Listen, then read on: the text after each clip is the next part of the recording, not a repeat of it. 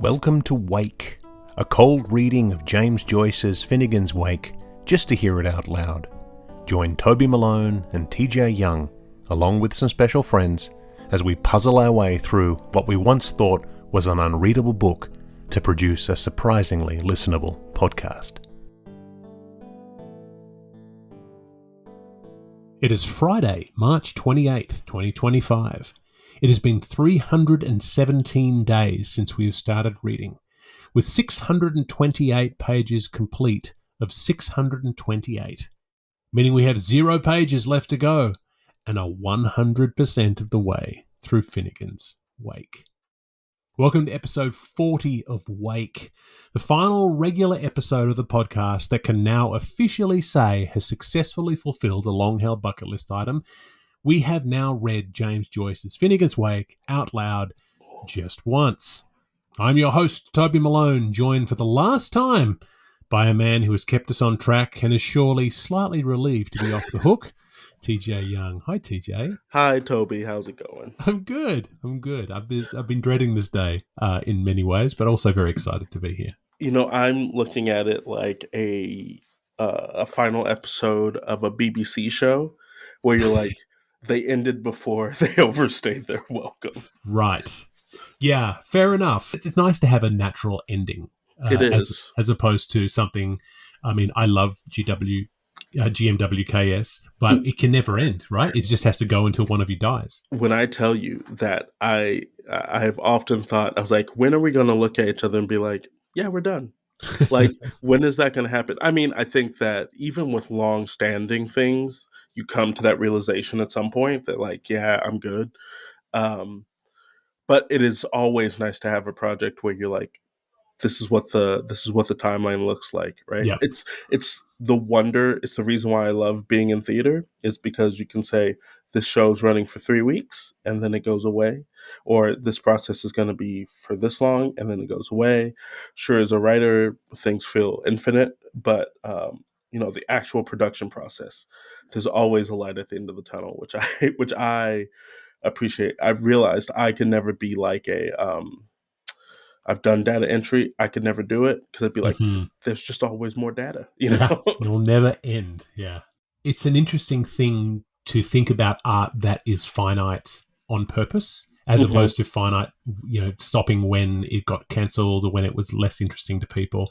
And I was just thinking about, I don't know if you've seen Severance yet. I've watched the entire first season, and since my show closes tomorrow, at that point I will have my life back. So we're going to start season 2. So Monday, block off 10 hours because you need to watch Severance season 2. I need to talk to you about it because it's one of those things where it feels appropriate to talk about Severance here because it is very Joycean in its way. It's so eccentric in its structure, and it's gone from being something that started off being sort of a cute thing about, oh, what if we separate work and life balance, to something much more sinister and something much more nuanced in the second season. It's sort of spectacular. We just finished it last night.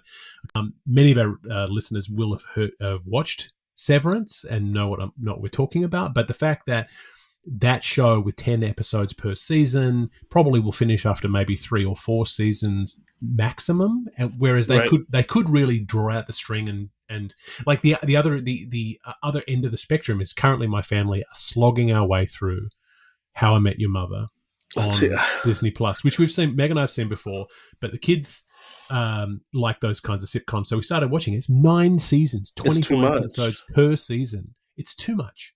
So I think about Supernatural.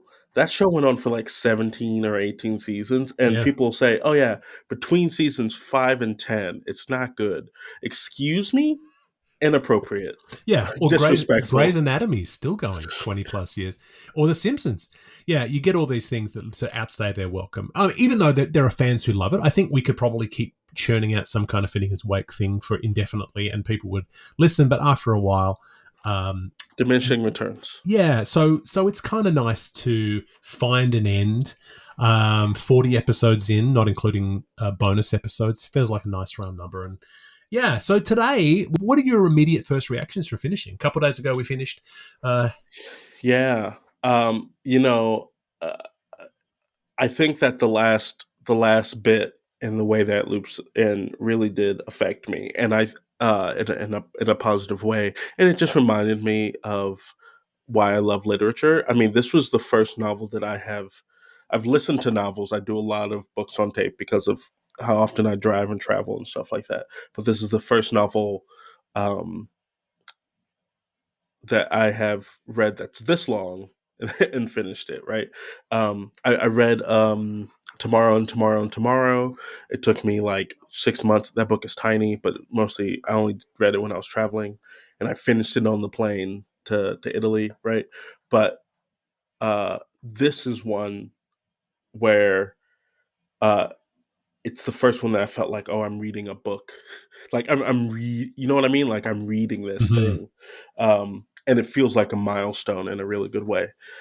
Where Tomorrow and Tomorrow, Tomorrow, while a great book, felt kind of poppy. And I was like, oh, that's the thing I read, right? This feels like the like a tome that I feel like I have accomplished something in. Yeah, it's interesting that often you read a book and part of the drive is to just discover what happens at the end. So what is, who was the murderer, for Right. example? And so you go through 600 pages to be given that information, and maybe you get it, maybe you don't. But usually that's what drives you on. And so for something like this, which is 628 pages of no such thing, where Joyce promises nothing and we get nothing, we get something else. He takes away the need for resolution, to realize that there is no resolution because it's life, and life is cyclical, and we'll go until we die. And when we die, people will be sad briefly, and then we'll be forgotten, and the next generation will continue the same cycle. And so, and having that beauty toward the end, that last 10 pages, Yeah. that flows directly into the beginning, and it really made me understand why people go back. I think maybe I said this last episode. What made you go, oh yeah, of course you would continue going. The listeners didn't hear it because I cut it out of the edit. But one thing, here's a little Easter egg for episode 1 and also episode 39, is that the first line of the book, the River Run, was actually, so I actually started speaking that line from the last line of the last page, and then I cut out. So I got there mid flow. So you as opposed to me saying River Run, I was Right. halfway through the sentence already, and then I did the same thing for the final episode, where when I got to the last words, I carried on through River Run to the end of the first paragraph. And I realized I hadn't told Neil or you that I was going to be doing that in the last episode, but you both hung in there with me. And then I edited it out. I put in some grey noise over the top, just to sort of allow the book to settle. But that kind of momentum where you feel like it's continuing as opposed to saying along the, okay, now we're finished. I thought it was really important to maintain that cyclical nature. Yeah, and I was actually really appreciative of the fact that you did that because it revealed something to me. It's kind of like whenever, um, like when you crack open the actual mechanics of a play and you see what's happening. At least for me, right? Where Mm-hmm. I'm just like, aha, there it is. There's the theatricality that's inherent to the piece, right? And there's lots of things that are inherently, like narratively theatrical about Finnegans Wake, but the theatricality of form and the way that that shows up, I am a sucker for form, Yeah. and so the way that showed up, I was like, this is really really great. Yeah. Yeah. I kind of love that revelation we stumbled across in the last episode, which was very much to note that none of this is a gimmick. Yeah. That Joyce isn't doing this to, get clicks. I mean, it's like when you think about, so to say, something like Harold Pinter, who has played with form, or Alan Ayckbourn, who plays with form, who sort of does things backwards or does things in multiple parts and then moves them around the stage, or like the play For Coloured Girls. Yeah. Plays like that where you've got different kinds of fragments of the play happening and the audience is supposed to put it all together. A lot of those get reproduced now because they're a cute gimmick, because they go, oh, it's kind of cute that the play goes backwards, or that the play changes depending on whether the character decides to have a cigarette or not, or whatever, which is what Ayckbourn does. And Joyce isn't trying to do that. He's not trying to say, well, here's a little a little bit for you that you can chew on because the rest of it's hard. It's there because it has to be there, and Yeah. I love that he is true to that. I know we talked about it earlier in the series where that one book where it's written completely out of order and you're supposed to figure out what the order of it is. Oh And yeah, then, Kane's Jawbone. Yeah, right. Which, sure. yeah, Like, I think that feels gimmicky. yeah. And again, not to take anything away from our listeners, who I'm pretty sure some of them have engaged with that text. Um, it feels like, in my head, I'm like, there's no way that the experience feels worth it No, to me. well, and I'm just trying to think. Like, I'm just imagining you as a playwright, a well-produced playwright, in going into, say, the Pittsburgh Public Theatre and saying, "Hey, I've got a new play. However, I wrote the play as is, and then I took all of the pages and I shuffled them all up, so they're all completely out of order. And so before you can rehearse it, you have to get them back in order." Do you imagine that anyone They'd be is? like, leave right now. But I Just think, imagine. yeah, and I think the thing is that we have to remember that the order of this is intentional. That Mm-hmm. the wrapping around of it is intentional. That the creation and bastardization and mutilation of words is intentional. That the references are intentional, as opposed to wouldn't it be fun if, right? Yeah. Yes. And I, that is the thing that I am leaving with, and also the fact that it's okay to be confused, Mm-hmm. right? Because I don't know about you, but I'm often the person who, if I read a section of a book and I'm like, I don't know, right? I'll go back and I'll reread like the past like three Yeah. pages to be like, like, is there a tidbit that I'm missing? And then when I realize, oh no, there's no tidbit, this part just confuses me. Right. I will fully admit I have had um, I have actively been like, well, this is done for me. Like, this shows a flaw in like the editor's work or the author's intent, and then I start looking for all the ways that it's confusing me, right? Where this book still engages you from the very beginning. It's like, you're gonna be confused, so you have to like pick something else to be mad at because this, Yeah. Well, it's almost one of those books where if you're not confused, then you're doing it wrong. 100%. Because if you think you get it, then you become like the Oxford World Classic, who say, "Don't worry, we'll tell you what's happening," and then you know what we think of them. So yeah, it's one of those things where when you approach it, it's like sort of standing at the bottom of a cliff face, looking upwards, and you think that's impossible to climb that cliff face. But there are strategies for climbing a cliff face, and that includes ropes and includes crampons and includes different ways of scaling the cliff. And getting up the cliff is very difficult. But once you get to the top, you look down and you have that feeling of accomplishment, which we have today. And it's one of those things. And in sort of miniature, I feel like we had that at the end of every episode. Yeah. Where we would be presented with 25 pages and we'd be like, "Ooh, here we go." And that was a lot of that in the first 2 or 3 episodes, less later on. Later on, we started to have more fun with it with guests. But at the beginning, we were just like, can we get through this? We're not sure. We have to tap out, and then we get to the end of the episode, and nearly every episode, and I edited every single one, we would get to the last part of the reading and everyone in the room would laugh. We would finish and we would go, everyone would exhale and everyone would laugh. And it was that feeling of exhilaration that we conquered this tiny little mountain at 25 pages of the mountain, which is amazing. And it sort of brought me to an article, which I'm going to link to. I'm going to talk about a lot today. I've been saving this article because it's a beautiful one.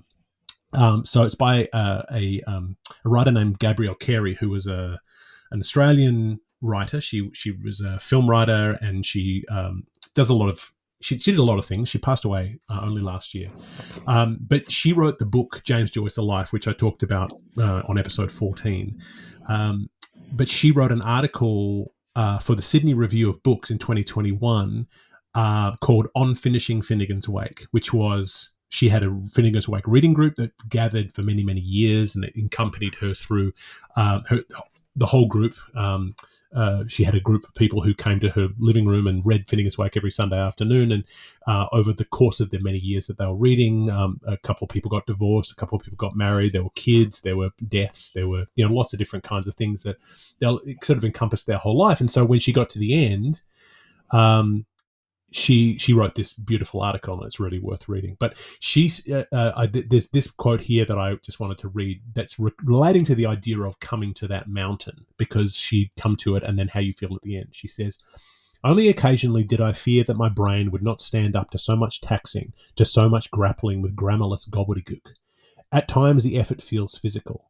The way Joyce stretches language to its absolute limit is oddly gymnastic, exercising the mind out of its habitual postures. By the end of the session, however, I always felt electrified, switched on and alive to language in a new way, grateful to this magical passport into another linguistic universe, as well as thankful to Joyce for waking up parts of my brain that I'm certain would remain dormant without Wakean stimulus. The secret to approaching Finnegans Wake, as Joyce scholar Sebastian Knowles noted, is to see it as, quote, a great tree of life instead of a radioactive stone only to be approached in a hazmat suit with a Geiger counter." Which yeah. I think that we had to, talk ourselves up to taking off that hazmat suit. Yeah, we did. And it did feel a lot like pinching our nose and taking our medicine for a little while. But I'm so glad that we sort of almost immediately moved away from the performative, because I felt like it could have been a performative act of, look at us doing an impossible thing. And of course, there's part of that. We're releasing this publicly.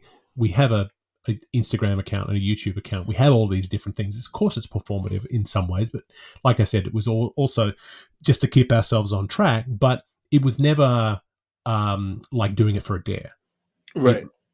And as a result, I think we both allowed ourselves to love the text, even as it didn't love us back, because there were plenty of times like that. Yeah, well, our listeners heard the way I'm like, do I know words? But I think it's funny that you say that we didn't approach it as a dare.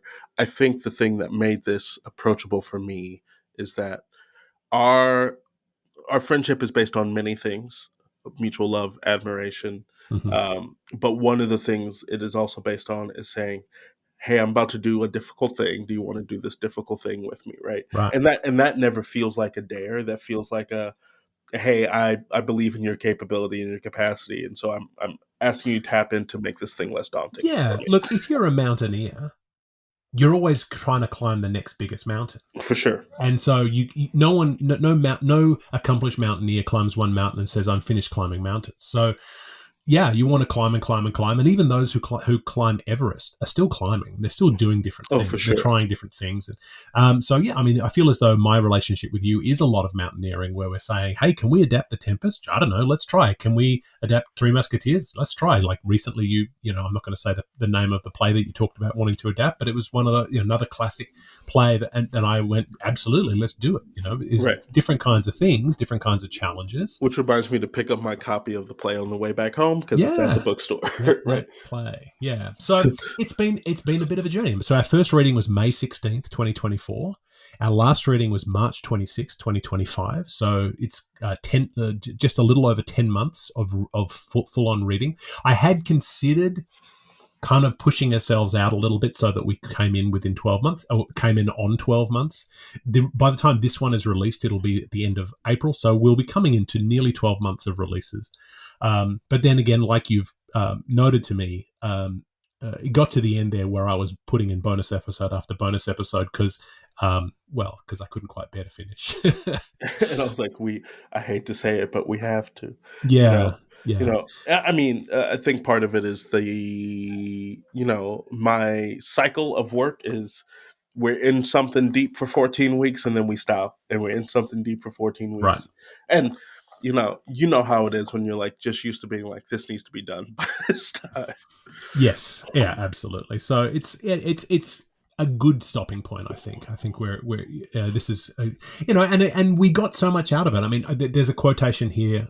I'll keep coming back to a lot of these articles that Clifton Faderman in the New Yorker reviewed Finnegans Wake in 1939 when it first came out, and he was just like, I don't understand, but he tried gamely to review it, and I'll put the link in the show notes to this wonderful review. But he says, if you take Joyce in small doses, say a page at a time, and read him aloud, at least two things are apt to happen. First, the page will disclose a musical value apart from the meaning of the words. Second, the words themselves begin to call forth in you dozens of confused, vague impressions, associations, and memories, which I think is a fairly canny thing from someone reviewing the first edition right as it's come out. 1,000%. And I feel as though that's what we've discovered over this time. When we started on the 16th of May, it was about, hey, look at this crazy thunder word. Can we say this crazy thunder word? And it was almost like doing it for a YouTube Dare, prank show. But that fell away pretty quickly. So here's a few stats. So the breakdown. So book one is 213 pages. It took us 97 days to read book one. There were 15 reading episodes, one summary episode, and one bonus episode, which was episode 0. Book 2 is 186 pages. Reading time was 55 days. So we managed to get a bit of a bit of momentum going on, and that included doing night lessons with Neil. That helped. I will say right now, I will go to my grave remembering night lessons. Good. I'm glad. We had 10 reading episodes in book 2, one summary episode and one bonus episode. Book 3 is 187 pages long. Reading time was 104 days, so nearly twice as long as book 2, but this is also because in that time we had 9 reading episodes, one summary episode, and 5 bonus episodes. This is when I noticed, I was like, Toby's arms are opening wide. He's taking it all in. And then book 4 was 35 pages.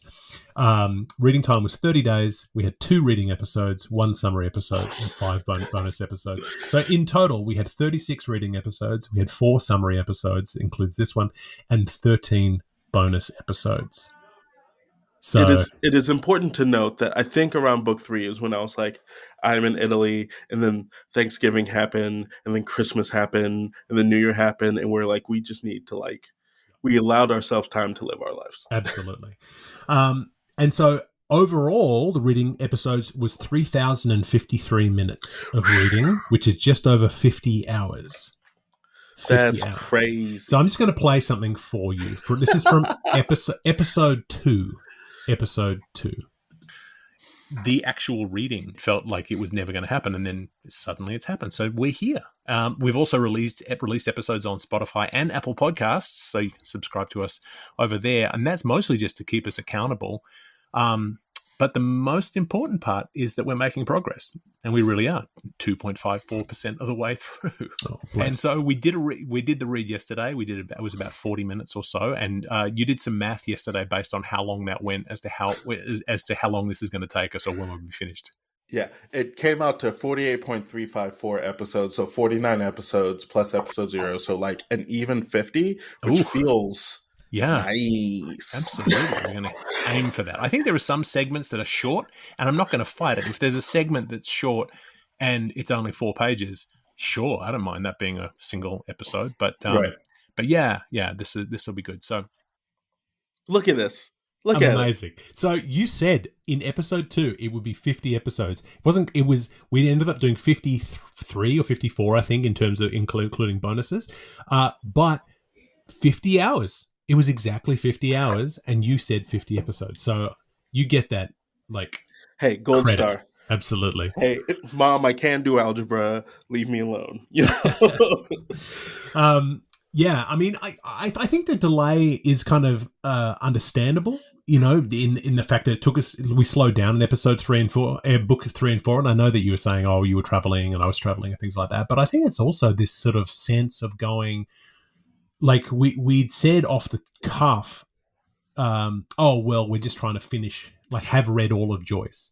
But when the reality comes to it and you finally get to the precipice of actually finishing, there's a sort of a separation anxiety that comes with that, with going, wait, you want the credit of being able to say, I've read all of this writer, but then you also then, well, what happens when I don't have anything left to read? Like, I've kind of felt that way when I finished reading Shakespeare.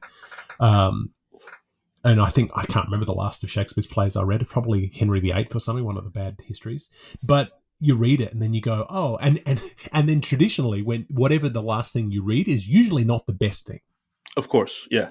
Right? You'll read someone's bestseller or the thing that changed your life, and then you go back and read their earlier stuff, and you won't like it as much, but then that can be a completist. So that's different here because no one's going to get to the end of Finnegans Wake and say, well, that was a bust. Yeah. But yeah. I think the thing that I found that I was getting separation anxiety around is, again, the experience of it all. I think that as often as we've said, yeah, read it just once, I think that this will now become one of those books that sits on my shelf. So that way I can be like, there's a section. Yeah. There's a portion, there's a moment. Like my favorite novel of all time is Ralph Ellison's Invisible Man. Mm-hmm. It just came to me at a point in my life where I was like, this is what it feels like to be Black in America to me, right? And I think I've owned like 4 or 5 copies of that book. Whenever anybody's like, what should I read? I give them that book. And B, I don't constantly go back to that well, right? But I do pull sections from it. And I'm just like, this, like, the beginning section where he's high underground listening to jazz. I don't know what it is about that. I'm like, but I love that. Or like the section he's describing about how paint is made. And even for white paint, you still have to add a little bit of black. I'm like, that there's the beauty in the metaphor. Like, I go back to those things time and time again. And I feel like Finnegans Wake will become that for me. So I became less, and I didn't realize that until probably near the end of book 3. Right.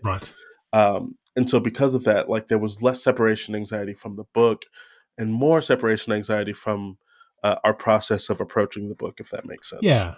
Oh, yeah, I'm going to miss these recordings. I mean, which is probably the reason why we'll do something else after this, because this is fun to do. So would you be surprised if I said to you that I have never read The Invisible Man? I would not be surprised. You bring it up often enough, and now I'm like, oh man, I got to go and get a copy. Because generally what you do, part of your love language is sharing the things that you love. So, I mean, we probably have talked about this on the podcast in the past, but the way that you realized that we wanted to work together was that you sent me a DVD. To your job. I want to be very clear. I Googled this man. I was like, how can I mail him? Which sounds very stalkery. Please know we had conversations before this. It was a funny thing. We were in Maryland, were we? Yes. Yeah. And we were having breakfast, and you said, my favorite musical of all time is called Passing Strange. Do you know it? And I said, no, I don't know it. And you said, I'm going to make sure you see it. And then I forgot that we'd had that conversation. And a month or 2 months went by, and I was at my job at the University of New York, and I went into the mail. Someone came by from the mailroom or something. I never got mail. And they said, here's a package. And it took me a good 10 minutes of just like, I don't understand who is sending me this. It's a DVD, which is a format that hasn't been used since 1999, and for this thing, and then suddenly all clicked into place. I was like, oh, it's that dude that I met at that conference who said like this, and he sent it to me, and so I watched it and enjoyed it, and then we got into, and that was where it all started. So I'm kind of surprised you haven't sort of just slipped me a copy of The Invisible Man at some point down the track. Well, I find that whenever I am really entranced by something, in that moment, I will send it to you, right? Like 8 Billion Genies. I was like, oh, he has to read 8 Billion Genies, so I sent it to you. But don't worry, you will have you will have just a copy slid to you. And I'm going to be very, like, I think that everybody has that one book that they read in grade school that they're like, I actually did kind of vibe with this book, right? Yeah. Like, that was Invisible Man for me. I can tell you, I don't know how much of I do not know how much of me loving that book is from nostalgia, but it's like the one moment where I started to trust English teachers. I was like, okay, yeah, that's a good moment. Yeah.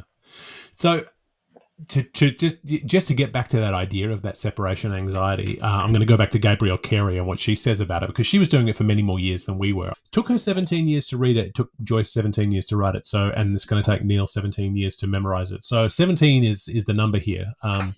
But she says that as she neared the final reading, she kept cancelling readings. She's like, we're not going to do it this week. We'll do it next month. We'll do it the next month. And she says, for 17 years, I've been religious about sticking to my set day and time, the last Sunday of every month, no matter what. But now I realize there was part of me that didn't want to read that final page, because what would I do next? Finishing Finnegans Wake felt like the end of a long literary marriage, and I instinctively understood what that meant. A bad case of post-breakup blues. Or was it because I'd been convinced that the Wake was a world without end, when, in fact, as Joyce writes, it is world without aimed? Yeah. And so 17 years is obviously different to 10 months, obviously. And one thing I wanted to bring up today was that I had a chance to watch Richard Hart perform another chapter of Finnegans Wake the other day in person, which was lovely. And it was a very, very intimate room, small room, with only about 20 people there. And I chat a lot with Richard and to get a chance to just sort of live in the Wake world a little bit more. And most importantly, I mean, look, when I talked to Richard, he was kind of astonished that we were finishing, and they were full of congratulations. The fact that we were at the end. I had a good chat to Adam Seelig, who's the director, who was also full of congratulations. They were both really sort of felt like it kind of felt like people standing at the finish line of a marathon, saying, "Oh, you did it! You did it! You finally did it!" And it was really aspirational for them to see that we've done it. But obviously, we've done it very quickly. They're doing it very slowly. Right. Very thoughtfully. It's very beautifully. One thing that really boosted the reading was that it was in a bar. So I was literally sat at the bar and kept catching the bartender's eye, and she kept bringing me more and more Guinness over the course of the thing. And then I started drunk texting TJ at the end. Which I love Toby drunk texts. They make me so happy. But it was that sense where people are always like, you are going so fast. And it sort of makes me a little ashamed to go, oh, yeah, actually, did we really read it? Because we probably did it too quickly. This lady did it 17 years. Richard and Adam are probably going to take 6 or 7 more years to do this. And I don't know. I've thought about the speed in which we did it, right? And I also think that, like you said, it's the mountaineer in us, and the fact that, like, we've talked about the difference between us and individuals who make the Wake their life, right? And that for us, at least for me, so much of my practice is the need to create, and look at classics through a different way, like a wide variety of them. And I understand that part of my process is a whole bunch of ingestion and then like blocking off all media and then like pouring something out, right? And I am unsure of how long I would be able. I don't think I could sustain this for 17 years, at least not with my creative practice. At least not, there is a sense, at least for me, where I am like, okay, cool, I have finished a thing. Now my brain automatically, even when I'm nearing the end of something, is automatically pushing towards the end of something, towards the beginning of something else. So yeah, I often wonder about. I think that the Wake filled a different space for us than it might for other people. Again, I think it's all valid, but it's just about what are you getting out of it? Yeah. Well, and you and I work together. I mean, we've done 4 or 5 plays together, but your plays and my plays. And so over the time we've known each other, and then we had that little company where we were doing things during the pandemic. And so there was bits and pieces. So we've always got a sort of a project on the go.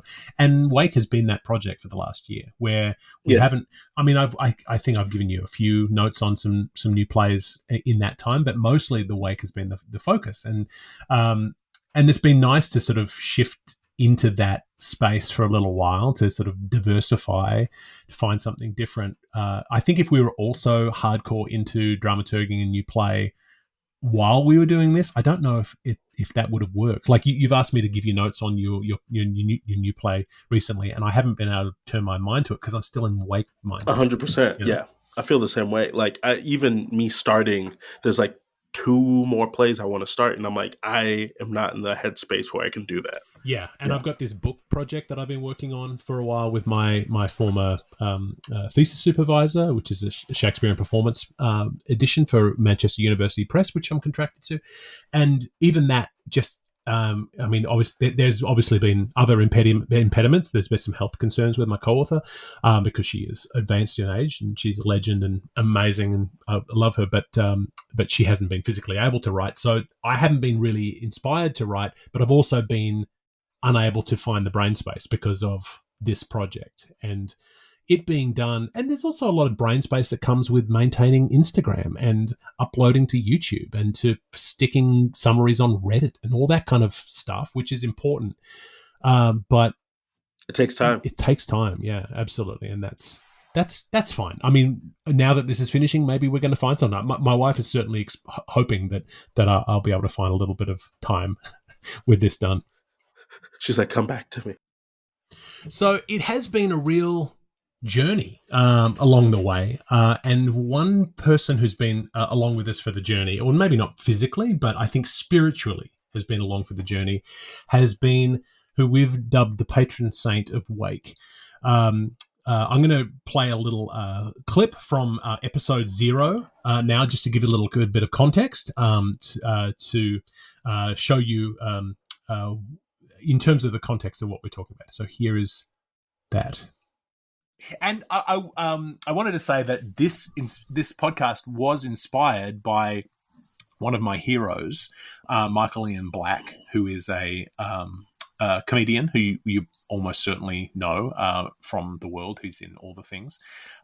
He has a podcast called Obscure, which he started, I don't know, must be close to a decade ago, where he was reading classic literature out loud and commenting on it as he goes. And he's very funny, and it's a very interesting podcast. And I love that he read Jude the Obscure, he read Frankenstein, he read Wuthering Heights, and now he's reading An American Tragedy. And he reads it, and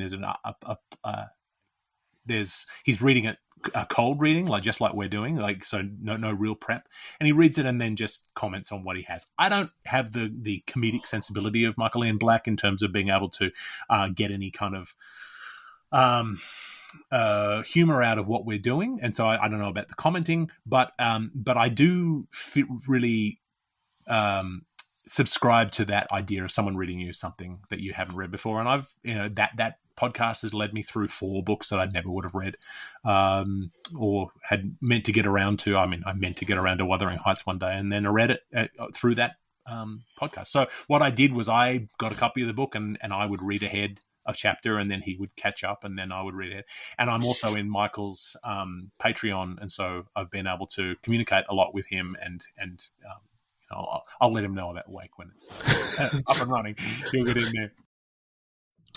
So that was from episode 0. So once that episode came out, so Michael was always very kind to us. He shared information inside of his Patreon to all of his listeners, saying, "Hey, one of our loyal listeners has a podcast. You should all go to listen to it." And so a lot of people who are listening now maybe have been along for the ride since then because of Michael. And then he was always very kind with responding to direct messages that we would send him. And so I reached out to him recently to say that we had finished the Wake, and just to sort of see what he thinks. And this is what he thinks. Toby, TJ, Michael Ian Black here, very famous, speaking to you today from my boudoir with a message of hearty congratulations. You did it. You finished reading James Joyce's Finnegans Wake. You cold read it.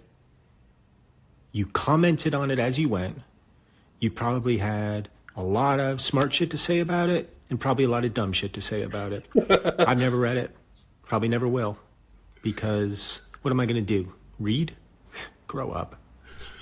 Toby, TJ, it's not easy to sit down in front of that microphone, pick up a work of classic literature, read it out loud, and comment on it as you go. And yet you took up the challenge.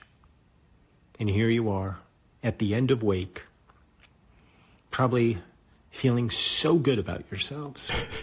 And to that I say, well, you didn't do Odysseus. What was the other one? Odysseus? Wait, what? What's his other book? What's that one? Odysseus. Yeah, Odysseus. Wasn't that? Wasn't Prufrock? Did he write Prufrock? Is that a book? I mean, you went for Finnegans Wake. And like I said, I don't know anything about it. But it can't be that long. I mean, you just started it. Well, I guess it's been about a year. Yeah, May of 2024, you started it. And here you are finishing it. And meanwhile, I'm stuck on An American Tragedy for another goddamn year. Why can't I be more like you guys? Pick short books. You know what? You may have been inspired by me, but guys, as Wake ends, I'm inspired by you. Congratulations on a job well done. That's what I'm glad he realized we just picked short books. Yes. Oh, it's what, yeah. That made my week that Michael took the time to do that. I will say, in the name of full transparency, is that we managed to get through to Michael through Cameo. So we did compensate him for his time. So it wasn't. So please don't just think you can reach out to Michael for free voice notes. We did compensate him for his time because that is his profession. And while I probably could have messaged him privately on Patreon and asked him for a freebie, I didn't want to do that because I respect him as an artist, and it's important to pay artists.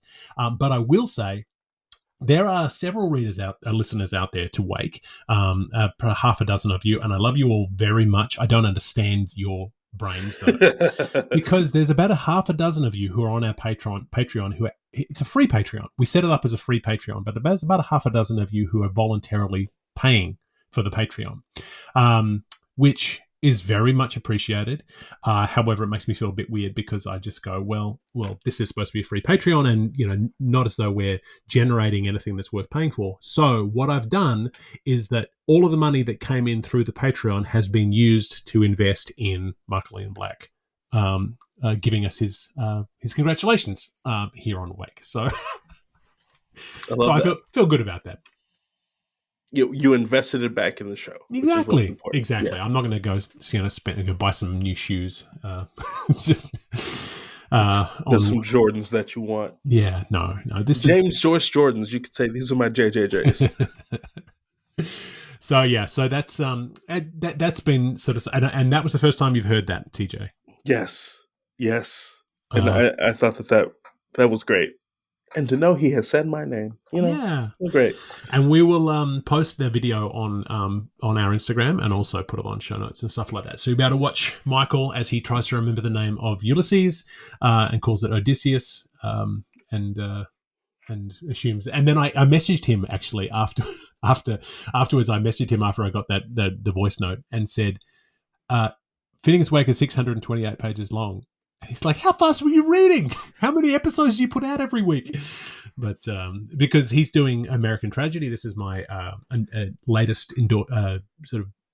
I want to endorse his podcast, Obscure. They're reading American Tragedy right now, and it's a beautiful podcast. He's kind of in this trap though. He's in this trap right now where he started out with Jude the Obscure, and it was very good. But then he came back and started reading other ones, and now he's kind of in this place where people like me are going, keep going forever, keep making me your podcast. But he's currently on CNN now doing Have I Got News for You, which is showing up all over social media and stuff. There's going to come a time when he's like, sorry about it. Yeah. And you should all subscribe to his Substack as well, because he's one of the most important political commentators we have at the moment, because he's really speaking truth to power, and now is the time we need that. So anyway, so that was the sort of the big treat that I wanted to bring up. I mean, the rest of the episode today, I just want to sort of have a bit of a loose conversation around a few major topics for what the Wake represents. I mean, when you think about the Wake now compared to how you thought about it in May, how has it changed in your mind? Oh, yeah. I know I brought it up last episode, but it is that monster that continues to show us something about ourselves, right? And I think it's funny because we look at this book and we're like, this is a beast. And it's like, it's a beast for a reason, right? Right. All those people don't keep thick books around because they like doorstops. They keep them around because they do something to people. Yeah. And what felt like an esoteric sort of practice I've realized is just is an expansion of ideas in a way of viewing things that I didn't know I necessarily needed, but super glad I have. Yeah. I mean, there's not. I don't think there's anything wrong with treating books as trophies. Sometimes, so like having the heads mounted on your wall of your conquests. But it's always really nice to have a copy of something like Finnegans Wake with a broken spine, where it's very clear that you've read it. Where the book has been weathered and you got like post-it notes in there. It's not like, oh, you just bought it at a book sale and then you stuck it on your shelf just for cred. You actually, and you're like, I'm never gonna. Yeah. So that's it's important. I mean, I think you're right about the monster that keeps giving everything you need, because it's not just a book in so many ways. It's bigger than that, and it's trying to do more than that. And I feel as though that's just the bucket that Joyce had available to him at the time. I mean, the novel is a relatively young form, and it's only predates Joyce by 100 plus years. It's we kind of think that the world is novels now, because you go to any Barnes and Noble and you have an infinite number of books that are available there, but the idea of the novel is relatively new, and breaking the form when he was breaking it was breaking a relatively young form. And so I'm not sure. I mean, I know Joyce had an interest in the cinema. He was the manager of the first movie theatre in Dublin, which I'm sure we've talked about in the past, the Volta. It failed miserably. But and there were film versions, and I'll talk about that in a bit. But it's interesting that this was the form that he took. I guess it's because of mass production. I don't know what Joyce would be doing if he was writing today. And he tried different forms. He tried the theatre as well. Didn't do very well with that. So I guess this was the most likely way of getting a lot of ideas out to as many people as possible. Yeah, I think about talk about early novels. I think about Moby Dick, and how when Moby Dick came out, people are like, "What is this?" Mm-hmm. Right? Like it feels like a journal, but it also feels like part, biology lesson. It feels like it could be real. Like it felt like so many things at once. Right. Where ascribing to the form of the novel eventually got drilled down. A, because of consumerism, and B, the way that we take in stories, right? But thinking about the fact that this is a form where there isn't a need for someone else to necessarily validate what you're doing in that same way. Like in theater, we put it up on its feet, and even if the actors are in the room, they're like, yeah, we jive with it. Even if the director's like, absolutely. Even if the designers get what you're getting, there's still that missing equation of the audience, and everyone, 95% of the people who are involved in this process can be on board, but that last 5% can absolutely tank it. Yeah. Right? And not to say the same thing can't be said for the novel, but because it is in your hand and it is there, you are able to pour into it a little bit more, as opposed to watching a thing happen in front of you. Yeah. You are in a considerable relationship with this thing that's happening as well. So the novel makes sense for a place of exploration of narrative types, because also those narrative types seep into the structure of theater and movies and everything like that. Yeah. Well, and ultimately it becomes like a stadium-sized Rubik's Cube. Oh, yeah. Where with 10 million sides to it, and you can come across it 100,000 times and sort of fiddle around with it and try to turn the sides so that you to solve the Rubik's Cube, but you're never going to solve it because it's unsolvable.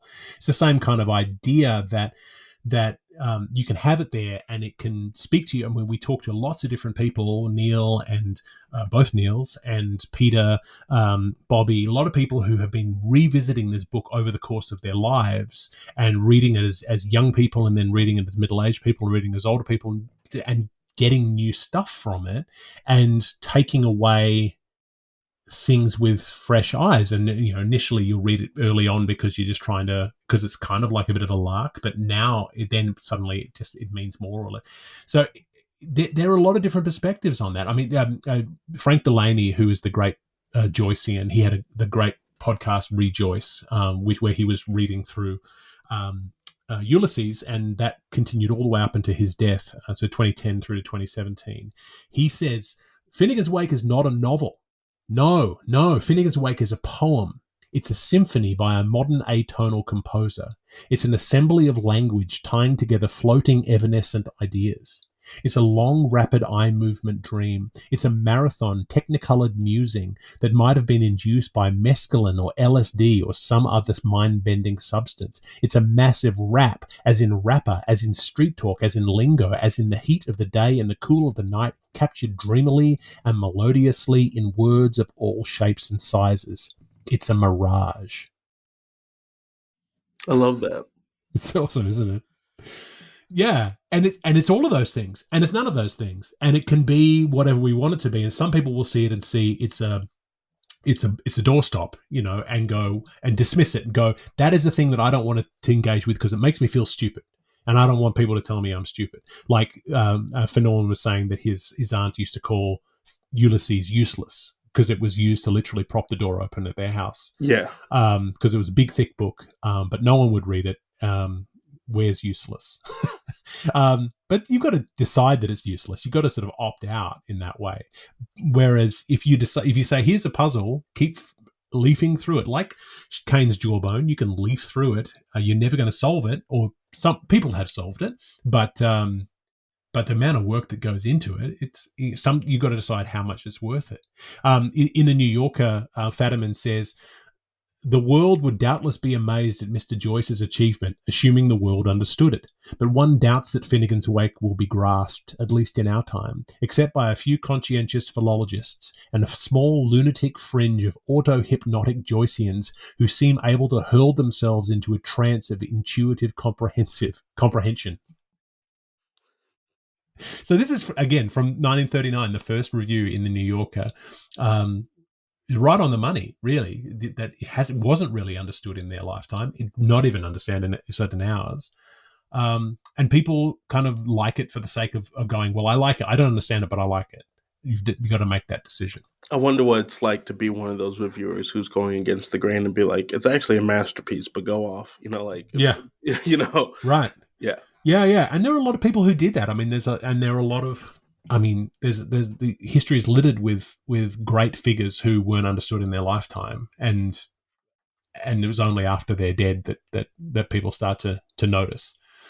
But then I think for Joyce, part of the key was that journey of trying to figure things out. I think if he just gave everyone the answer, that'd be pointless. I mean, he said, when someone said to him, just tell me what Ulysses is about. Give me the key to understand Ulysses. That's all I need. And he said, if I gave it all up immediately, I'd lose my immortality.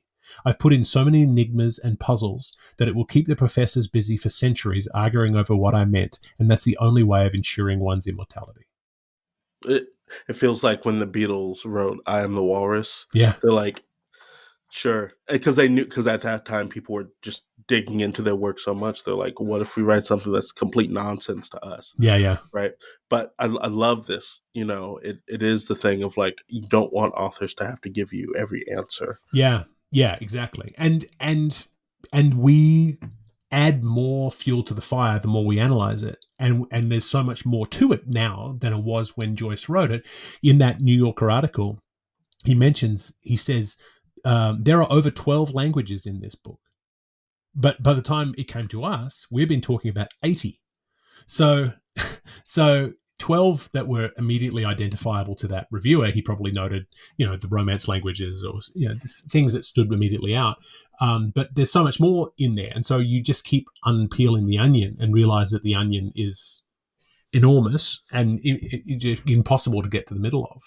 So, it's a problem. I mean, it's a problem when we try to think of things in that sort of classical dramaturgical sense of like, well, who is who? What are they doing? Glasheen says, who is who when everybody is somebody else? Yeah. And it's a real question. Like if you were trying to put that play on now and an actor came up to you and said, who am I now? And you are somebody else then, but then you're this person now. And you go, yeah, okay, how do I play that?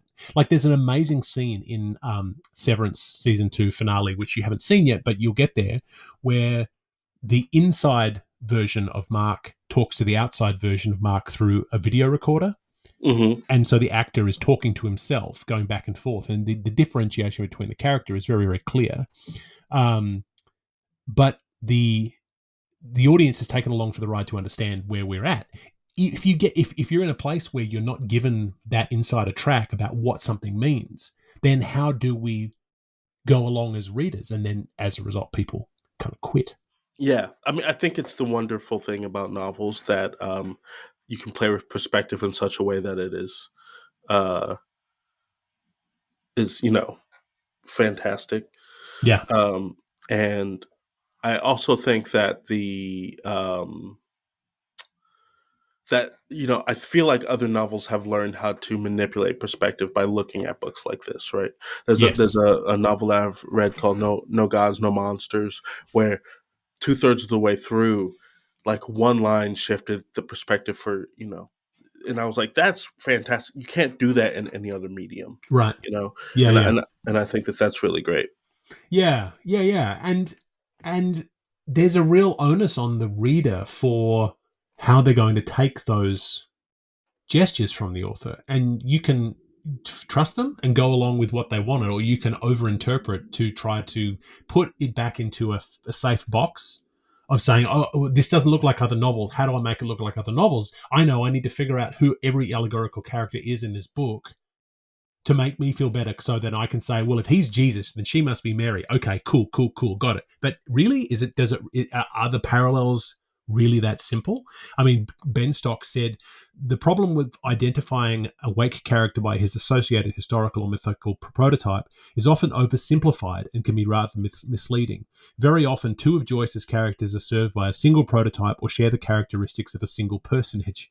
And there's that problem of sort of, obviously, of going, how can these two distinctive figures be within this one man? How do I break that down? And that becomes a reader problem, not an author problem. 100%. And I think that that's the great thing about this book, is that it requires you to participate. Yeah, and really buy into what that is, which can seem strange to an outsider, someone who's looking and going, "Why would you read this?" Why, which is why the Thunder word is always the favorite thing for people to break out and say, "Hey, check this party trick. I'm going to show you the 100-letter word." I mean, but if I feel as though the Thunder word could potentially be considered Joyce's one gimmick, because those are pretty gimmicky. I mean, he could have that exact same phrase, but with the spaces in between, and we wouldn't notice as much. So it is a little bit of a gimmick, but it's been gimmickized by the reader or by editors who have really sort of leaned on it to say, look at this crazy thing. But, it's, I don't know, in that New Yorker article, when trying to identify why people are interested in Finnegans Wake, he says, is it a cult or an addiction, a magic spell or an intoxication?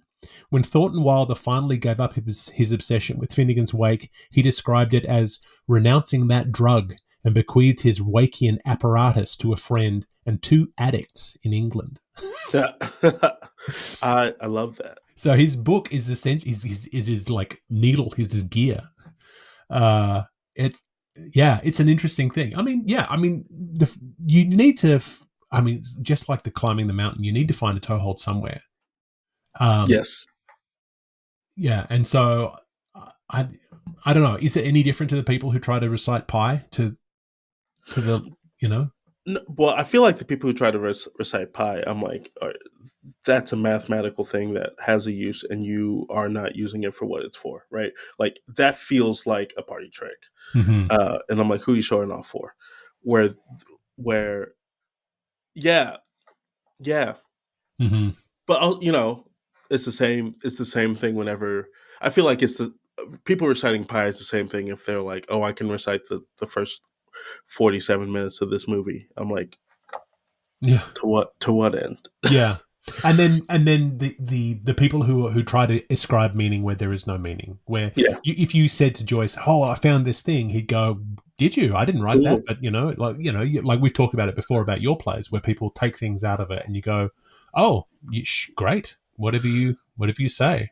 I think that has always been the indication to me of a seasoned writer versus a young writer, Mm-hmm. where a young writer, they'll be asked, "Oh, did you mean X, Y, and Z?" And they'll be like, "Oh yeah, no, totally, absolutely." Yeah. Where a seasoned writer is like, "No, but I'm glad you got that out of it." Exactly. I mean, and so much of it's in there by accident, like the way Joyce wrote this book, it comes down to what your mood was that day, or what you were reading, or what you ate, or how much you slept, in terms of what's going in there. Obviously it happened over 17 years, and he was very fastidious about one end. But one of my favorite stories about the Wake revolves around Samuel Beckett, who was helping Joyce transcribe the Wake.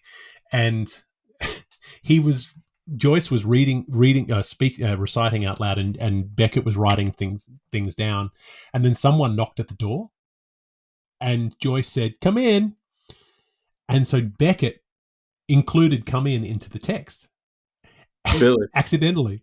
And then later on, Joyce is reading it back, and he said, what is this "come in"? And Beckett told him, and Joyce said, "Yeah, cool, leave it in there." So that's at line 393.27 when he says, "Come in, come on, you lazy loafs." So, the kind of the serendipity of what comes, and then the meaning that we prescribe, where academics like me will spend a whole career trying to figure out what the meaning is behind a semicolon. And in the end, it was a thoughtless thing, the meaning shifts. I mean, there's no wonder Marshall McLuhan was a great Wakean. I mean, obviously the medium is the message, is all about what McLuhan was doing. So yeah, it's an interesting thing. I mean, it's also, there's also other reasons why he was writing what he was writing. I mean, there's David Norris wrote this really interesting text breaking down Joyce's work, where he said Joyce's revolutionary language is to some degree a sophisticated linguistic revenge upon the English colonizers of 800 years of occupation. Joyce took over their most prized possession, the language of Milton and Shakespeare, smashed it into fragments, and used the resulting mess of mottage to rewrite the history of the world. So the idea that it was in a lot of ways a big troll job. I mean, it's hard to make this big troll job and then be mad that people don't understand it. Yeah, I agree with you, but I do think about the fact that it's like it is the bastardization of language on purpose, right? Mm-hmm. And I mean, that's what, like it was said earlier, that's what slang is. That's what that's what regionalities are. It's all like, it is to make it our own. And then, we kind of scoffed at the fact that Joyce early on said, like, feels like he has mastered the English language, so like, what's next? But like, if you honestly feel that way, and you're like, this is what I have to do to make sense of words and language and the way that they work, like, I'm all for it. And I think that it is effective, because while there were times where, like, I have no idea what's happening, we could still glean the meaning of sections, because of, which kind of proves his point. Yeah, absolutely. Yeah, I mean, there's so many theories about what. I mean, we've already talked about the dream stuff, about how there's been trying to sort of transcribe dream language and the impossibility of that. I mean, there are other theories. Some people suggested that Lucia Joyce's schizophrenia sort of contributed to the language of the Wake, and suggesting that one scholar suggested that there are entire interludes in the Wake that are demonstrably schizophrenic hallucinations. And so the idea that he was dealing with his daughter who was dealing with schizophrenia was a way of unpacking that. Gabrielle Carey talks about that at length in her article as well. It's an interesting one. I don't know if I understand enough about that to draw any conclusions, but it's always so problematic trying to speak for someone who's dead. To say this is probably what he meant. Well, maybe he could have. I mean, I've already talked about all the problems with people who try to prescribe Shakespeare being a secret Catholic or a secretly Like, Jewish. we don't know. We just don't know. We don't know because we don't have the evidence, and we can sort of take if the only evidence is the fiction that they've written, well, you're in trouble there because it's fiction. Right. The fact of the matter is, even authors, while speaking about why they wrote a thing, the reason that they wrote are unreliable narrators. You know. Yeah, I mean, the thing I love the consistency of the Wake. I love how it doesn't. I mean, it sort of ebbs and flows in terms of its difficulty as you go, and there are some parts that are harder than others, and some parts where they sort of connect to the dreamer waking. Obviously, the last 10 pages when the dreamer is coming out of the sleep. Finally, we've got the scene a few scenes earlier when the dreamer wakes and cries and then falls back to sleep again. But overall, it's a very consistent book for something written over 17 years. Yeah. And obviously he revised and re-revised and all that kind of stuff. And we have, we talked in the last episode about the James Joyce collection in the University of Buffalo where we have all the notebooks and we can see the revised version, things like that. But it really is so interlinked and you can't necessarily track the passage of time. Whereas sometimes if over 17 years you can see the young writer evolve into the old writer, you don't see that here. Right. Yeah. True. It's interesting. One of the theories that's been out there, David Rose talks about how the Wake is a sort of hypertext in the way that, just like the internet, really, where it's all interconnected, and it sort of became that proto book that was waiting for the internet to be invented, because once it did, then you could start linking within it and start sort of, and we have our friends at Fweet and also at Finnegans Wake. There's a few different resources out there where people are really having real fun to being able to sort of click around. You can sort of jump around and understand the meanings that you can't get when you're reading it off text. Rose says, the operant structure of the Wake is reminiscent of the internet and of fungal mycelium vast networks of thread-like process, lacking a center and leading everywhere.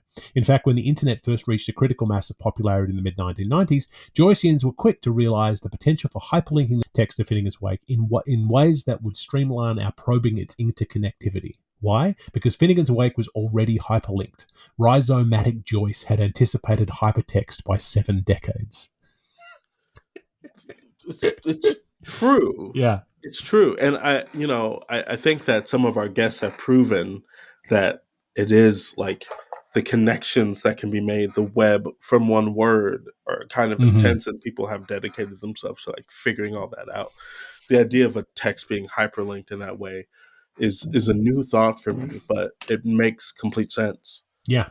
It's the sort of thing where you can find whatever you want. I mean, honestly, you can sort of like just in terms of breaking things down, like when we did the Guinness episode or we did the whiskey episode, you can. The fact that it's all interlinked means that you can use those search engines to dig up whatever reference you want, and just about everything's in there. We both found our names in the text. You could find references everywhere. I mean, it sort of comes back to that idea of that Bobby talked about a little while ago about how the Wake is like this Nostradamus text where Joyce was and he talked about how the reference to Nogi Soki was the reference to the atomic bomb that, 6 years before it dropped. And so there's a lot of different places where people put meaning to it. In Gabrielle Carey, she lists a whole bunch of these. She talks about reference. One scholar feeling as though the Wake makes reference to Princess Diana's death, finding a juice of Diana's ridey for the hunt, who as they were juiced. And you go, okay, well, it's interesting. Another one suggests that it prophesizes the fall of Donald Trump.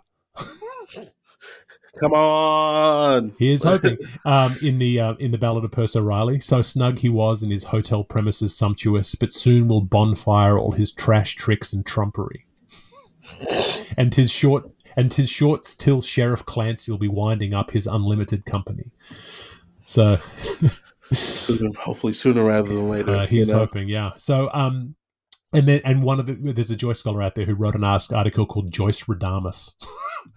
foretelling the age of Trump in Finnegans Wake. And then there's another reference to Conor McGregor winning UFC title match in the text. I obviously It's that's all Simpsons of nonsense. books, Yeah, exactly, yeah.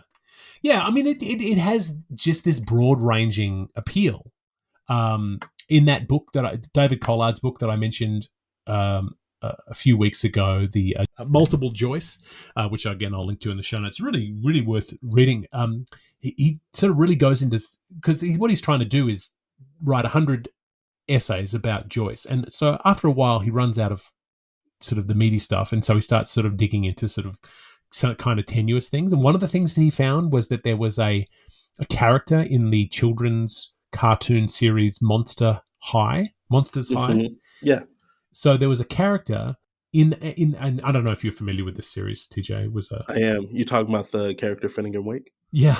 So there's a character called Finnegans Wake who is like a merman character, but he's in a wheelchair because he's a fish, so he needs a wheelchair to get around.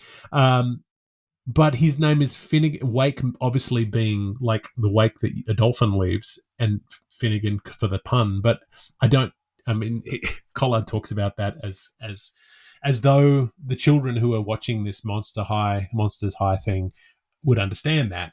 Or Not the parents. Yeah, it's a weird thing. There's another one where in there he talks about this perfumer from Italy called Mirko Buffini, who came up with this series of 10 fragrances, like perfume and cologne, called the HCE collection of perfumes. See, here's the thing: you get the people who have read the book and they're like, "Hey, I have an idea," right?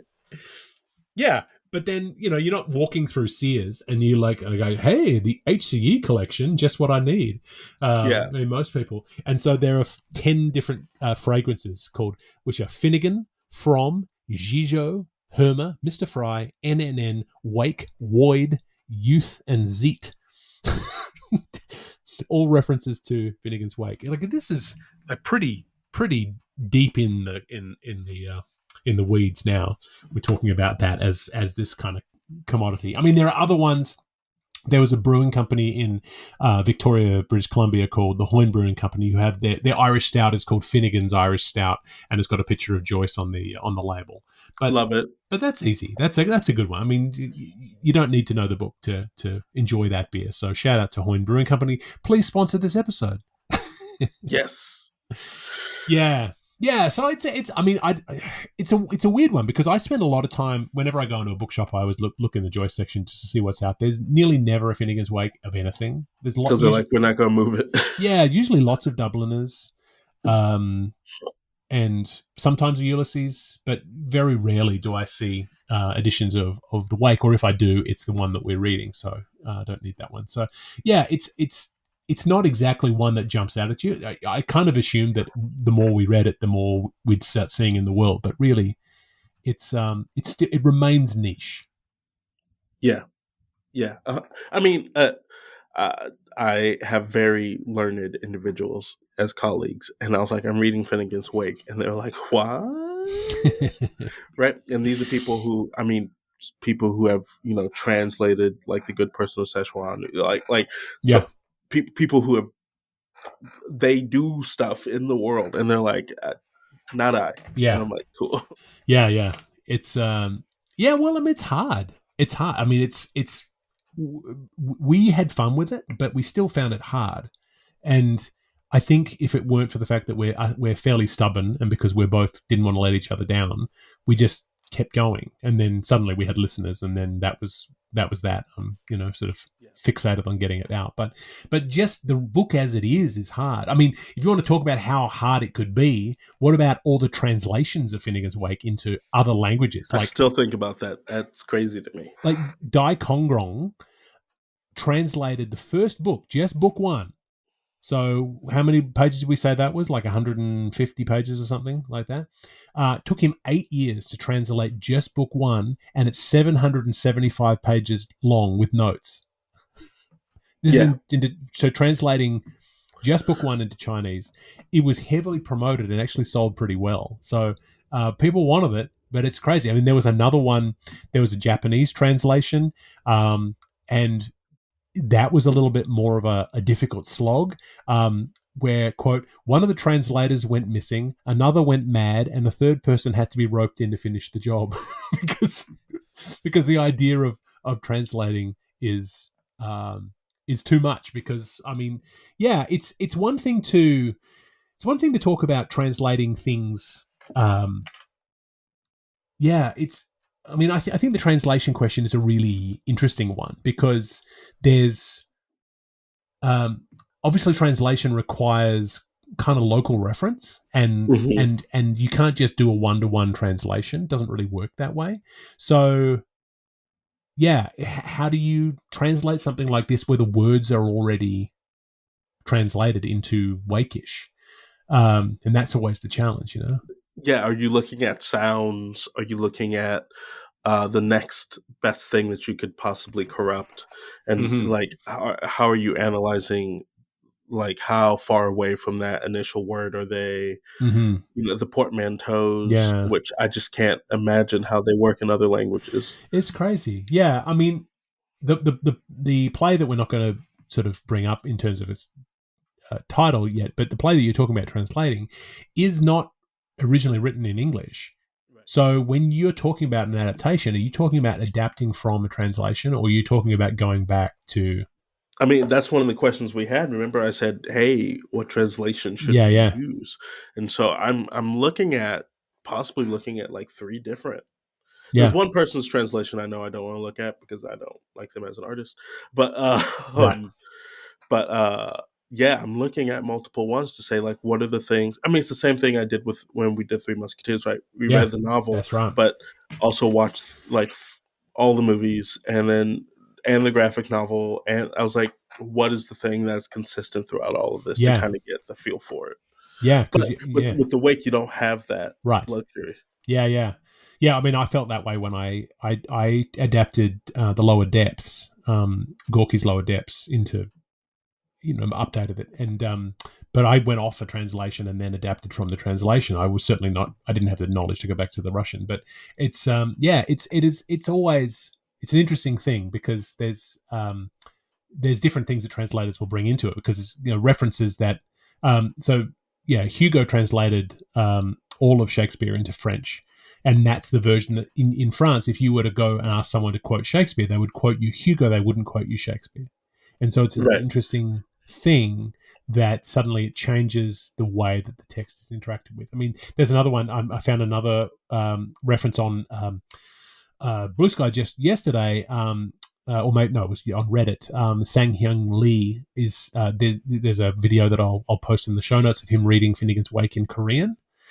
And then Kenji Hayakawa, who's a friend of the podcast, we've already talked about his Japanese podcast on Finnegans Wake and reading it in Japanese. It's a really interesting world, and not really something that, I mean, the adaptive nature of it makes it hard to adapt, but it's not impossible. It's just, I mean, it's like the ship of Theseus. Is that still Joyce? Once you replace all the bits, there may still be a character called Earwicker in there. So maybe it is, but maybe not. It's always hard to say. Yeah, Adaptation is always just like yeah, tricky. yeah. And then you're taking the artist's view, the adapter's view, and it's becoming something new. I mean, it's like I don't know if you knew. I mean, speaking of adaptations, did you know there's a Finnegans Wake movie out there? Yes, because you shared it with I me. did. I sent it to you. It was maybe a rhetorical question for the listener, but there is a Finnegans Wake movie out there, which is kind of crazy. That was made between 1965 and 1967. So this has been out for 60 plus years. Directed by Mary Ellen Butte, and a very experimental film that you can watch in full on YouTube. Did you get a chance to see any of it? I did. I watched like 3 minutes, and I was like, okay. Yeah, it's interesting though, isn't it? Because it starts out at Finnegans Wake, like literally at the Finnegans Wake, but then it sort of picks and chooses what bits it's going to do. But it strives. I mean, it has subtitles on there to Yeah, make sure that you sort of understand what's going on. it's trying very hard to make sense out of a thing that isn't. Yeah, and so Yeah. it's really sort of going for that go-ahead plot that Joyce said that is impossible to have in this kind of thing, by sort of making Finnegans Wake an actual man called Tim Finnegan who died, which then strips away all of the allegory Right. and shows us the single perspective. It's very much the Oxford World Classics problem again, where yes, you're showing us one angle. Is this the only angle? I mean, to me, it was the quintessential. It's like, oh, read the book, don't watch the movie. You know? Yeah. I mean, it is called Passages from James Joyce's Finnegans Wake, so it doesn't pretend to be the entire thing. It's an interesting thing, and there's a lot of interesting sort of art house film technique that's in there. Roger Ebert gave it three out of 4 stars when he reviewed it. So, Okay, Roger. Good for you, Roger. But also, did he read the book? Yeah, I think he says in his review that it's a book that sort of crouches reproachfully on his shelf, staring at him, daring him to read it. And so he he gave it the 3 stars out of respect to the book. I mean, it's a film that's quite well received, I think, amongst the Joyce community. But it's doing similar to what Richard Hart's project does. It codifies it and Right. gives us a single take, which is totally fine as part of a larger conversation. Is what you need.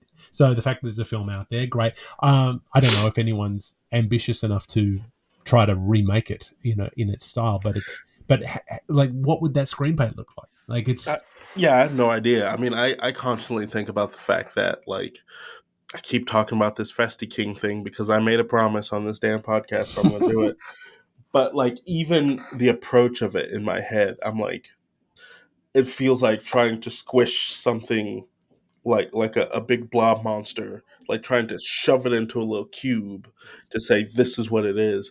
And I think that part of it is you just have to accept that there's no way you're going to be able to catch the totality of it. Yes. Which is with most adaptations to film, there's no way you're going to be able to catch the totality of it.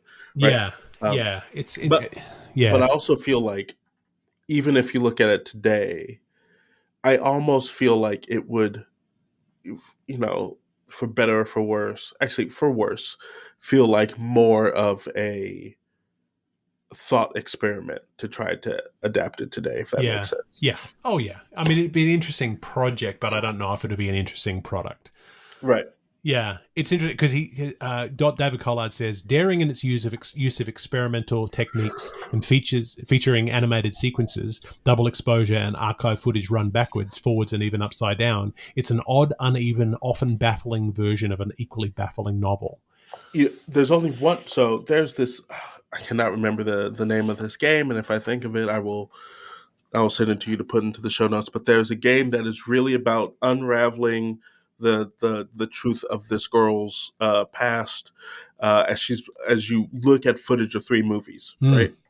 And to me, and it's weird and experimental, and a lot of times it doesn't make sense, and it's up to the gamer to try to figure out, like, sometimes you have to run tape backwards and zoom, like all this other stuff, right? To me, that feels like a more fitting format for Finnegans Wake, right? Because it lives in that sort of hyperlinked idea of narrative and story, than making it a straight film. Yeah, and then you lose a lot of that nuance inevitably anytime you adapt it. Because you can have, like in the film, the actors speak the words and the languages on the bottom, but then that's an entirely new layer in itself, because Joyce does not include footnotes or annotations to help us along. He does, and it's to throw you off. Exactly, yeah. You can decide for yourself, watch it on YouTube. It's not very long. It's not even 2 hours long.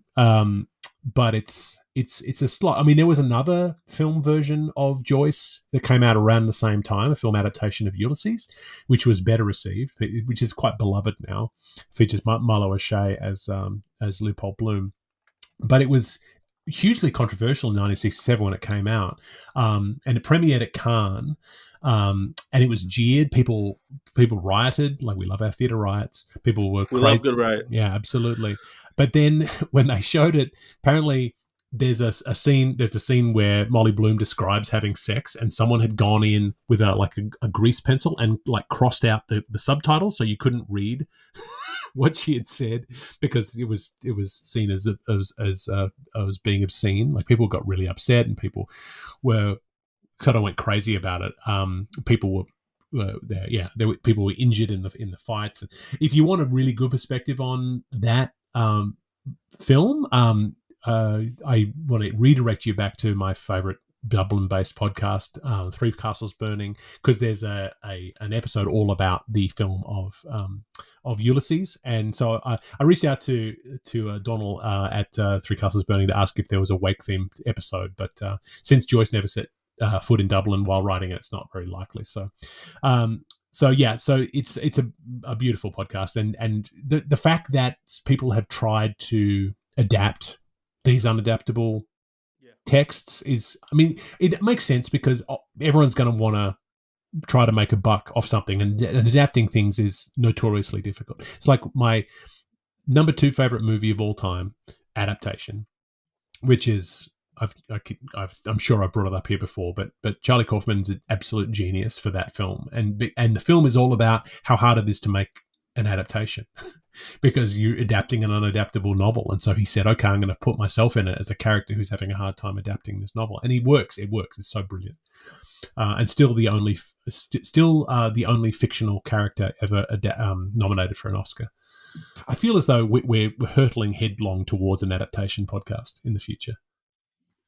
Yeah, I mean, I feel like we a lot of our conversations around things are like, we love the way they did this, we hate the way they did this, and I have questions about this. Yeah. I mean, I still stand 10 toes down on the fact that the place where I knew that the Harry Potter movies were off the tracks were during Goblet of Fire, when Neville gave him the gillyweed. I was like, nope, it was Dobby for a reason. Right. I'm done. Like, yeah, I literally have not seen another Harry Potter movie since then. Oh, well, that's a good thing for many reasons now. But yeah, but I just remember at the time, people were so confused as to why. I was like, this plays, it's essential to Dobby's character arc, and the fact that they mess with it, I'm good. Yeah. That's adaptation is a tricky business. It is. And here I am. I live in it. So maybe there's something coming in the future. We don't know. It's been a really interesting journey, like the things that we've gone through. I mean, we've used a lot of really useful resources. We've talked about them a lot, Finnwake.com and Fweet. Peter Quadrino has a really useful Finnwake blog. There's the Chicken's Guide to Finnegans Wake, which we haven't really used very much, but it's also really good out there. And the Buffalo James Joyce collection. There's so much. So many resources that are available to unpack Finnegans Wake. This feels like the right era in which to take it on. I think if you were reading it in 1940, it would be very, very difficult to get all the way through without that kind of help. And you don't need that much help. Like, I find that using Fweet to sort of contextualize things is fine in isolation, like if you really need to know what it means. But I think stopping is like, so our friends at the reading groups, there's a lot of reading groups around the place, one in Ukraine, one in Venice, California, one in New York, one at Sweeney's in Dublin. The analysis is a big part of it, and so using these resources is important to sort of understand why things mean what they mean, but it kind of takes the fun out of it for me in lots of ways. I love talking about it and trying to navigate it first, and then trying to see what other people say afterwards. Yeah. Or what you can pick out or bits and pieces. Yeah, my edition is full of underlines and circles and highlighters and I love that. I love that I can flip open at any page and I'll find a line that tickled us at the time where we'll just be like, haha, that was funny. Which begs the question. Have you landed on your tattoo phrase? I knew that was coming up. You did this to yourself. I did this to myself. I'm in two minds. I'm in two minds right now. Three. I have three candidates right now. So when we first pitched this, I assumed that something would come up. It would be some kind of sort of pretentious phrase would come up, and then it would be sort of a fairly easy decision. but I'm finding the challenge is the context, because you need to make sure that the context, you've got enough context in there that it's not going to be completely nonsensical to anyone seeing it on your, when you're standing in the Starbucks and you've got a line of a Thunder word on your arm. Not that it's all about other people, but it's not irrelevant. Like, you don't want to spend every Thanksgiving for the rest of your life having to say, oh yeah, it's a reference to Finnegans Wake. Oh yes, it's a book that we've read. Oh, like it becomes understandable. Yeah. You know what I mean? And so that's sort of part of the challenge, is that is how do you do that? The other challenge is how do you find something that's meaningful? Because you can find something that's meaningful that you stumbled across. It's very likely that there was something hugely meaningful spoken in the wake at some point while one or the other of us were reading, and that would have been the perfect tattoo that we completely missed. That we just glossed over, or I was busy posting the snap of the recording to Instagram while you were saying something, and maybe that was the exact phrase that I should have had tattooed on my face. But so it's not exhaustive. So I mean, the one thought that I had, I love the idea of starting with the last line of the last page and going and then continuing it through to the first line of the first page, and sort of separating them with some kind of like slash or some kind of river, or some kind of thing like that. You could be as pretentious as turning it into some kind of infinity loop or something, or looping it around the arm or something. So I do like the text. I have I have one text based tattoo. I have my family's initials on my chest in Elizabethan secretary hand, so in sort of Shakespearean text, and so I like that. I like the idea of it being some kind of text thing as opposed to a picture of Joyce. So that was the first line. There was peace, peace, perfect peace, which feels like a bit of a mantra, and that's probably the front runner. I do love that one. And then there's also, I sort of went down a rabbit hole of trying to say, okay, can I find Joyce referencing something else that's important to me? And so I found, there's a line in The Ballad of Percy Riley where he says, Sophocles, Shakespeare, pseudo Danto, anonymoses, where he's referencing Shakespeare and Moses and Sophocles, and so I'm like, oh, as a theatre historian and a Joycean, maybe. But then again, I just, it's not exactly, it's not hitting for me. It's not quite there. I still haven't settled yet. I don't know. How about you? How's yours?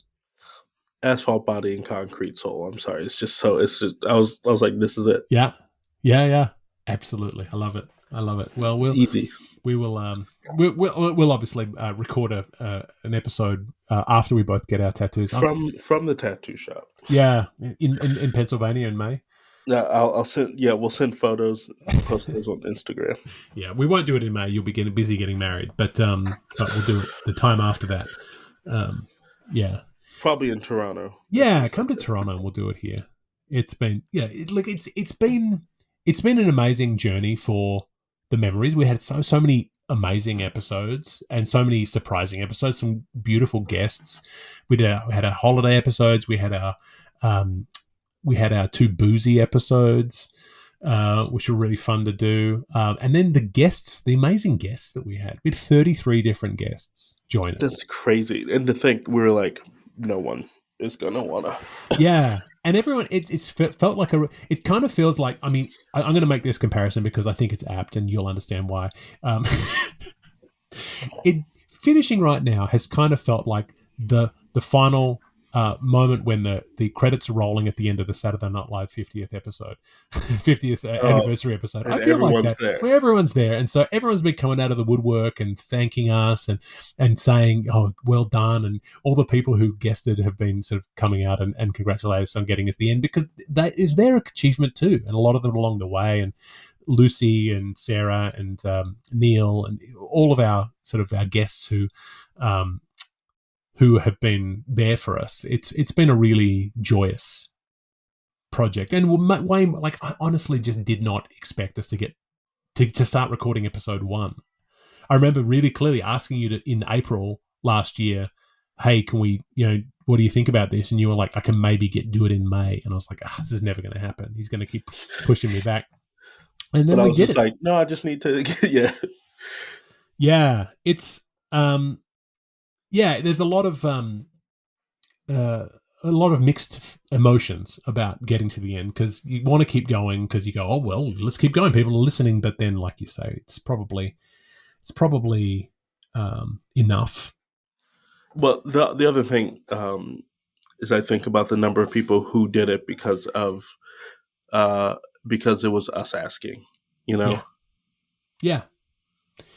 I mean, and that's been a wonderful thing, being able to bring in our entire community and bring in our entire. And I know that's because this was my brainchild, and because I've been the one that's been obsessive over it. Nearly all of the people who came in were from my side of the aisle, except for Taylor. But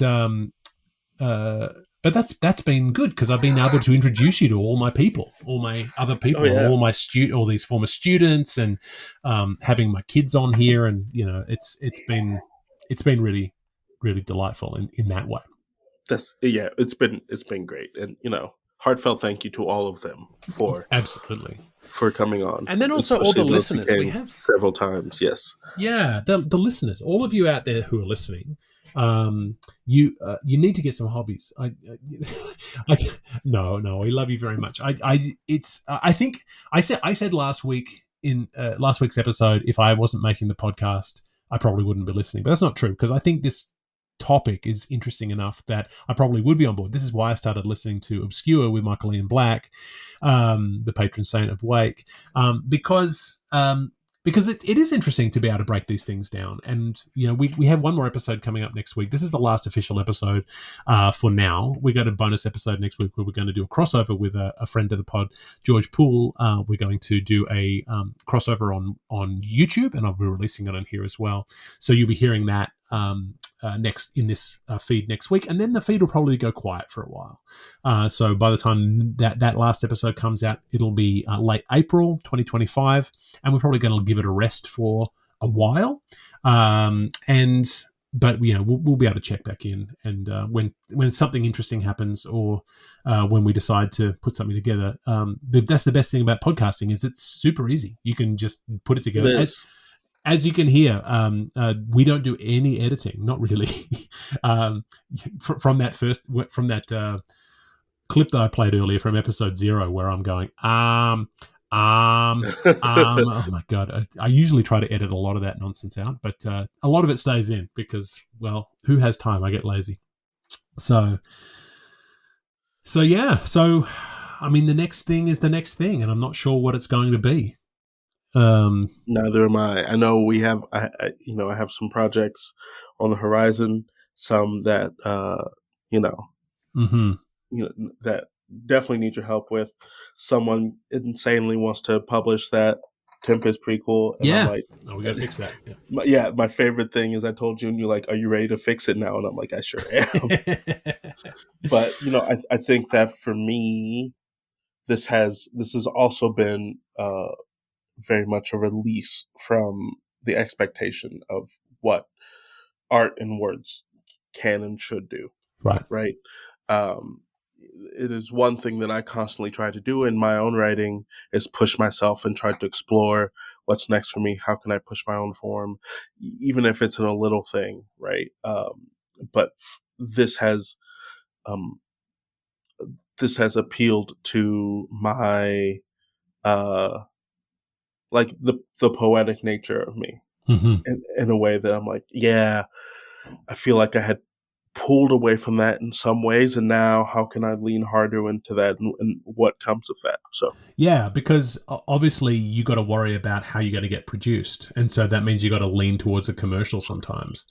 And if you do that too much, then suddenly you become a commercial playwright, and you're only making stuff that is going to play well in Peoria, and that's fine, but you want to make sure that, you're still tapping back into that artistic side where you're doing something that is risky.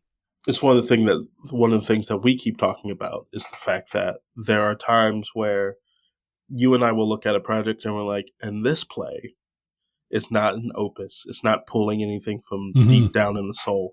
Is 100% going to give me a paycheck. Yeah. And we're like, as long as we recognize what that is. Yeah. Yeah. Right. Absolutely. Yeah. And so sometimes I wish I could be like James Joyce and have just the ability to be like, I'm going to screw off to a foreign country for 70 years. Maybe. Yeah, I guess. But then, I mean, the flip side is our dear friend Neil, who refuses to sell out for the greatest of reasons. But then of course, he's stuck in that limbo of going, I've got great art. Will anyone please pay me for it? And people go, yeah, but where's your screwball comedy? We'll produce your comedy set at a ski lodge. And he goes, well, I don't want to write that. And they go, well, okay, that's what we want to produce this week. So, yeah, so you have the ability to go broad, but then you can always come back. Yeah, absolutely. Absolutely. Look, I feel like this episode has had more endings than Lord of the Rings. So, maybe, which is why I've only, I'm telling on myself, I've only seen the Lord of the Rings movie, each of them once. Oh, okay. Because I was all like, I don't need to do that again. Yeah. I watched them all the day they came out, each one a year apart, and was really into them at the time. But then we showed them to the kids later, and I was like, "Oh, this thing just keeps going on and on." I never saw The Hobbit, so that's because they broke that tiny book into 3 movies. Yeah, and I was like, I couldn't quite do it. So, and I never saw the prequel Amazon series or anything like that. Ring of Power. Yeah, not that interested. So, but I mean, I'm sure it's all very good, but yeah. Okay, so that is all the time we have this week for Wake. There will be one more bonus episode appearing in the feed next week, as I've said, after which we may or may not release future episodes. We probably will. There'll be something out there. You will see us, but you can always find us on the internet. You can find us in the show notes. We'll put links to our socials, and you can always reach out to us directly if you want to find our stuff, if you want to find TJ's plays and produce them in your community, if you want to reach out and collaborate on work. We're always here and open to just about everything. So, yeah, I mean, I don't know. I'm not sure what will induce us to come back, but it'll be something fun. So, for one last time, I've been Toby Malone, joined as ever by TJ Young. Absolutely astounded that we got here. So thank you for reading along with us, for supporting us every step of the way, for downloading our episodes, for welcoming us into your communities, being kind when some of our approaches were clumsy at best. We've loved being part of the wider Joyce and Wake communities and hope that Wake has proved a useful resource to you as you've wrestled with this text. We wish a fond farewell to HCE, ALP, Sean, Shem, and Izzy, and we're proud of you all for sticking this through and keeping this hugely important text alive. See you in the future, dreamers, schemers, and redeemers. This has been Wake, a cold reading of James Joyce's Finnegans Wake, just to hear it out loud. If you've made it this far, thank you for your dedication. Join us next week for another segment of Finnegans Wake and a chat about what we've found. Wake is a Moon Street Media podcast, engineered by TJ Young and Toby Malone. Our theme song is The Ballad of Perso Riley, arranged and performed by Meg Logue after James Joyce. Wake is recorded in Canada, where Finnegans Wake is in the public domain. For community and bonus content, join us at our free Patreon at patreon.com/wakepod. If you have questions about Finnegans Wake, don't ask us. We're just as confused as you are. See you next week.